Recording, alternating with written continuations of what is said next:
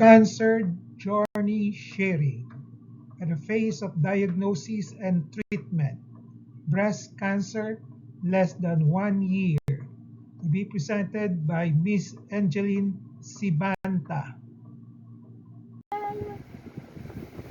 Hi, ako si Angeline Sibanta. I was diagnosed of breast cancer stage 3B with Doc Ray last in 2024. And then, scheduled po ako ng operation last June 5, true left breast radical mastectomy. After no, na biopsy ang specimen ko, ang diagnosis naman sa akin is breast cancer stage 3C, gawa ng ating mass ay 7.5 na. And then, 26 positive lymph nodes pa. Ang dami po, di ba? Ang IHC ko naman is ERPR positive, HER2 negative. And for now, nag-undergo ako ng adjuvant chemotherapy 8 cycles and required po sa akin. As of now, naka-third cycle na po ako. Pakatapos ko lang ng pang-third cycle ko last October 28 sa awa ng Diyos.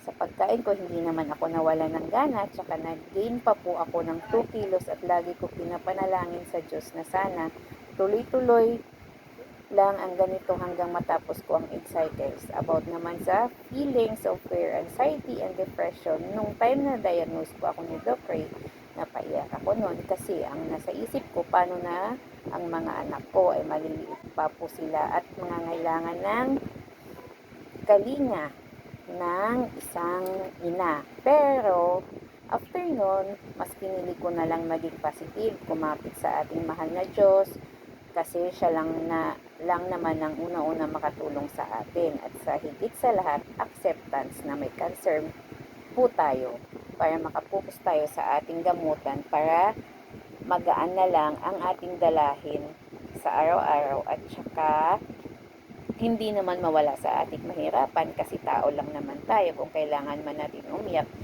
para gumaan ang ating pakiramdam, gawin natin. After nyan, bangon ulit para lumaban at maniwala tayo na gagaling tayo. At saka, ang lahat ng to, sinurrender ko na sa ating mahal na Panginoon na siya ang bahala kasi siya naman ang higit nakakaalam ng lahat. Ang ma-advise ko lang sa kagaya ko na dumaan sa ganito, kailangan natin kumapit kay God na kaya niya tayo pagalingin sa tulong ng ating mga physicians at sundin ang mga sinasabi ng mga doktor natin kasi isa sila makatulong sa ating gamutan. Thank you, Doc Ray. Isa ako nakasali sa ika-37 Procedures Club Annual Meet. Thankful and grateful na isa ako sa mga naging patient mo.